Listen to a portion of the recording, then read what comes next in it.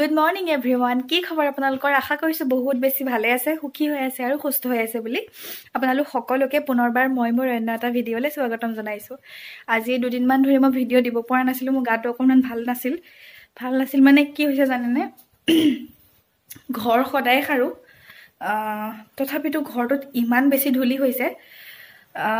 হৈছে ইমান বেছি হৈছে তাৰপিছত কি হৈছে ঘৰ খাইলে মানে মোৰ নাকত ধুলি সোমাই নাকটো বন্ধ হৈ গৈ নাকৰ তেজ ওলাই যায় তেজ ওলাই তাকো বাহিৰলৈ ওলাই নাহে ভিতৰতে শুকাই পেলাই ভিতৰতে শুকাই থাকে এতিয়া অকণমান নাকটো হেৰি হৈয়ে আছে নাইকল তেল দি আছো মাজে মাজে মায়ে কৈছে নাইকল তেল দি থবলৈ তো নাইকল তেল দি পেলাই থৈ আছো বৰ্তমান মানে মোৰ ধুলিৰ লগত অকণমান এলাৰ্জি এটা আছে বাৰু ধুলি লাগিলে মোৰ খজুৱায়ো আৰু নাকত সেই বস্তুটো হয় এতিয়া যেহেতু কেটো সময়ত মানে অলপ বেছি হয় যাৰ কাৰণে মই মানে একদম অশান্তি পাই গৈছো একেদিন কন্টিনিউ নাকেৰে তেজ ওলাইছে কিন্তু তেজটো বাহিৰলৈ ওলাই নাহে ভিতৰতে আকৌ শুকাই পেলাই ভিতৰতে থাকে তো দুইটা নাকৰে মানে ইমান অশান্তি হৈ আছে যি কি নহওক আজি আকৌ এটা নতুন ভিডিঅ'লৈ আপোনালোকৰ মাজলৈ আহিলো আপোনালোকে মোৰ ভিডিঅ'টো একেবাৰে শেষলৈকে চাব আৰু এতিয়া যেহেতুকে মই ৰাতিপুৱাৰ ব্ৰেকফাষ্ট ৰেডি কৰিব ওলাইছো বলকচোন আপোনালোকক দেখাও যে আজি আমাৰ ব্ৰেকফাষ্টত কি আছে এফালে মই ৰাতিয়ে বুট কেইটামান ভিজাই থৈছিলোঁ আৰু এয়া বুট কেইটা মই ভালদৰে ধুই মেলি ল'লোঁ তাৰপিছত এই বুট কেইটা এতিয়া মই কুকাৰটোত দি দিম দি পেলাই দুটামান চিটি মাৰি ল'ম চাওক বেছি নহয় কেইটামানে লৈছোঁ কেইটামানো কিয় লৈছোঁ এইটো মই ক'ম তাৰ আগতে মই এইকেইটা বইল কৰি লওঁ দেই বইল কৰাৰ পিছত আপোনালোকক দেখাই আছোঁ এফালে কেৰাহীত তেল দিলোঁ গৰম হ'বলৈ আৰু এফালে মই কাটি লৈছোঁ পিঁয়াজ এটা ডাঙৰ পিঁয়াজ এটা এনেধৰণে কাটি লৈছোঁ আৰু দুটা জলকীয়া লৈছোঁ আৰু বুটখিনি এনেধৰণে সিজাই ল'লোঁ আৰু এতিয়া কি বনাই যাই থাকোঁ আৰু আপোনালোকে চাই গৈ থাকক তো গাইজ ইয়াতে মই তেলতে পিঁয়াজ আৰু জলকীয়াখিনি দিলোঁ তাৰপিছত বেছি নিমখ আৰু অলপমান হালধি তাৰপিছতে বুটকেইটা দি দিছোঁ ইয়াতে বেলেগ আৰু একো দিয়া নাই এইখিনি দিলোঁ এতিয়া দিম এটা বেলেগ বস্তু চাওঁ আপোনালোকে মই কি দিওঁ ইয়াতে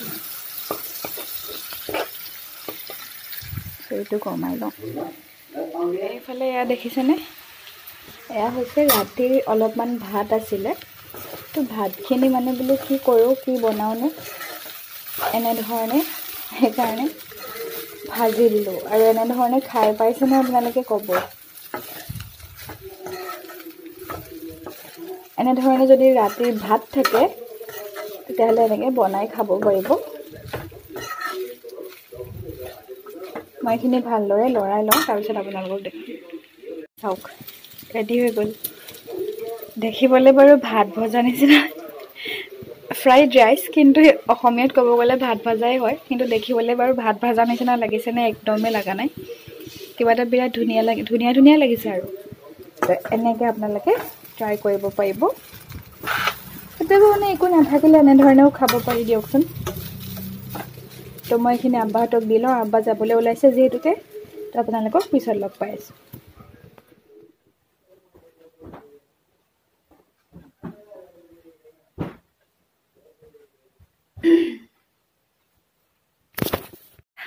ঘৰৰ কাম বনখিনি হ'ল আজি এওঁ সোনকালে উঠিলে সোনকালে মানে কি জানেনে 11:30 বজাত উঠিছে তো এইটো কেতিয়াও সোনকাল হ'বই নোৱাৰে তো অলপ বিছনা চাদৰখন লেতেৰা হৈছে এখন চেঞ্জ কৰি দিলোঁ এখন উঠালোঁ এখন এতিয়া ভিজাই দিম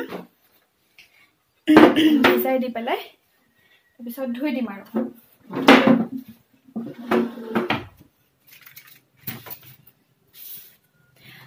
এওঁ চাহ তাহ খাই গ'ল মায়ে আকৌ মাছ ধৰিবলৈ গৈছে পিছফালে মানে আমাৰ পিছফালে যে পথাৰখন শুকাইছে তাতে মানে এতিয়া কি হৈছে আমাৰ মানে পথাৰ শুকাৰ লগে লগে ডাং পাতি দিয়ে আপ্পাই হেনা ডাং এডাল পাতি দিছে তাতে কাপোৰ মেলিবৰ কাৰণে তো ডাংডালৰ ওচৰতে কিবা বোলে সৰু খাল এটা আছে তাতে কোনোবা ওচৰৰ মানুহে মাছ ধৰি আছিলে তো মাৰো মন গ'ল তো মায়ে মাছ ধৰি আছে আৰু দেখাম কি মাছ পায় তো মোৰ ঘৰৰ কাম বন হ'ল ভাগৰে লাগি গৈছে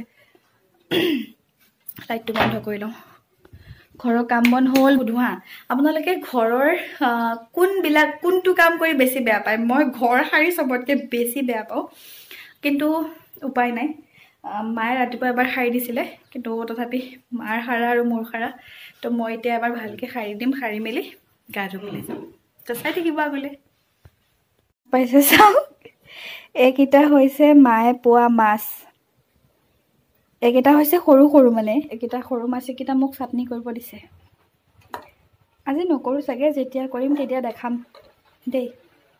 কেনেকুৱা মাছ ধৰিছে জানানে? এই মাটি চাটি খান্দি পেলাই যে ঘৰলৈ নিয়ে, ঘৰত যেতিয়া মাটি খান্দি পেলাই দিয়ে, তাৰে মানে এটা সৰু খাল হৈ আছিল বোলে, সেই খালটোতে বোলে মাছ ওলাইছে মানে। তো সেইকেইটা মানে 3-4জনীমান ওচৰৰ মানুহ লগ হৈ পেলাই ফূৰ্তিতে আৰু মাছ ধৰিছে। তো সেয়াই আৰু, মই ঘৰকেইটা সাৰি লওঁ তেতিয়ালৈকে। A few moments later. তো গাইজ, এতিয়া হৈছে দুপৰীয়া মানে ভাত বনাবলৈ সময়, আৰু ৰ'দত বহি বহি কমলা লৈছোঁ, কমলা খাই থাকিম। আৰু এইফালে আদা নহৰু গুচাব লৈছোঁ, চাই থাকিব আপোনালোকে। ছেটিং কৰোঁতে এইবিলাক পৰিয়ে থাকিলে, কেমেৰা ছেটিং কৰোঁতে এইবিলাক পৰিয়ে থাকিলে, আদা নহৰুখিনি পৰি থাকিল।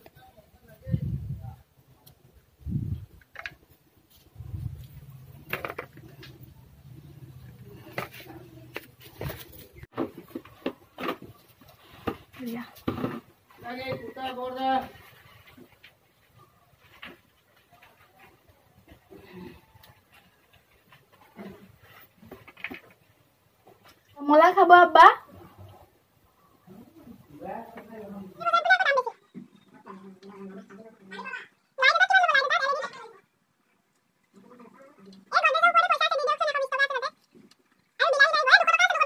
A few moments later. আপোনালোকক বহুত সময়ৰ পিছত লগ পাইছোঁ, তাৰমানে এতিয়া সন্ধিয়া চাহৰ সময়। তো বনাব গৈ আছোঁ সন্ধিয়া চাহ, আৰু বলকচোন কিনো বনাওঁ দেখাওঁ। এইফালে ৰাতিপুৱাৰে আটাৰ লাডু আছিলে 2-3টামান। তাৰপিছত মই ৰুটিখন এনেধৰণে বেলি ল'লোঁ, বেলি লৈ পেলাই মাজেৰে এনেধৰণে চুৰি এখনেৰে 4ফাল কৰিছোঁ। সেয়া একফাল দেখিছেনে, 4 টুকুৰা। বাৰীটি তাত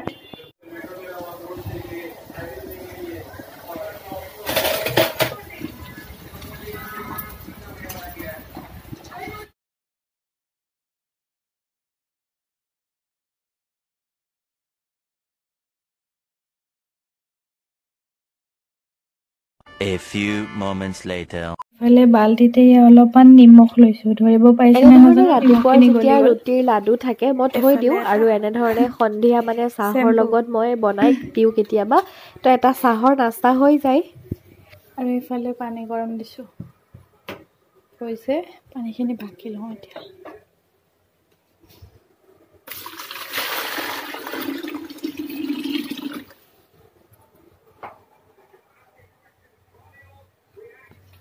মোৰ মাজে মাজে ভৰিৰ গেউৰাকেইটা ইমান বেছি বিষ হয়, মানে একদম কিবা লাগে, আৰু খোজকাঢ়িলেও বহুত কষ্ট পোৱা নিচিনা পাওঁ। তাৰপিছত যেতিয়া ডক্তৰক দেখাইছিলোঁ, তেতিয়া মাজে মাজে গৰম পানী ল'ব দিছিলে, আৰু মই এলাহতে লোৱা নাযায়, কিন্তু মানে বহুত যেতিয়া বেছি বিষ হয় তেতিয়া এনেধৰণে গৰম পানী লওঁ, তাতে নিমখ লওঁ, আৰু ইয়াতে আৰু অলপমান চেম্পু লৈ লৈছোঁ, যাতে 2টা কাম হয়, মানে ভৰিখনো যাতে চাফা হয় আৰু ভৰিৰ বিষটোও ভাল হয়। এইফালে বিষতে মানে গেউৰাটো ইমান বেছি ফাটিছে, আৰু বিষ বুলিকে নহয়, গেউৰাটো মোৰ ফাটিছে। কিন্তু আৰু এটা কথা, এইখন ভৰিৰ বিষটো বেছি, সেইকাৰণে এইখন ভৰিৰ গেউৰাটোও বেছিকৈ ফাটিছে, কিয় নাজানো। কিন্তু সোঁ ভৰিখনৰ গেউৰাটো ইমান বেছি ফাটা নহয়। আৰু এইফালে মই ভালদৰে ধুই মেলি ল'লোঁ, লৈ পেলাই এতিয়া 2খন ভৰি মই ভালদৰে ধুই ল'ম এনেধৰণে।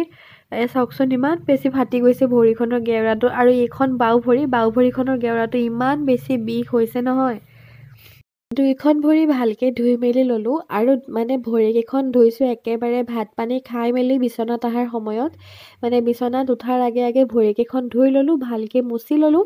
তাৰপিছত সেইটো হৈছে গ্লিচাৰিনৰ বটল, আৰু মায়ে কৈছে অলপমান গ্লিচাৰিনো লগাই দিয়াচোন, ফাটাটো ভালো হ'ব পাৰে। তো এনেধৰণে অলপমান হাততে গ্লিচাৰিন লৈ পেলাই ভৰিখনত মোহাৰি দিছোঁ। আৰু ভৰি আঙুলিবিলাকো মানে এই ঠাণ্ডা দিনকেইটাত যে মোৰ হাত ভৰি অৱস্থা নাইকিয়া হৈ যাব, আৰু আঙুলিকেইটাও মানে বাদ নাযায়, সেয়াও ফাটিব লৈছে। আৰু ভৰি গেৰুৱাটোও ফাটিব লৈছে। তো মায়ে কৈছে ধুই দিছা নহয় ভালকৈ, অলপমান গ্লিচাৰিনো লগাই দিয়া, ভাল হৈ থাকিব। গ্লিচাৰিনখিনি লগাই ল'লোঁ আৰু যিহেতুকে বিচনাত লাগি যাব ন, সেইকাৰণে এযোৰ মোজা পিন্ধি লৈ পেলাই শুই থাকিম। ভৰিখনৰ যেতিয়া বিষটো বেছি হয় তেতিয়া এনেধৰণে অকণমান যতন কৰোঁ, বাদ বাকী এলাহৰ মাজতে চব থাকি যায়।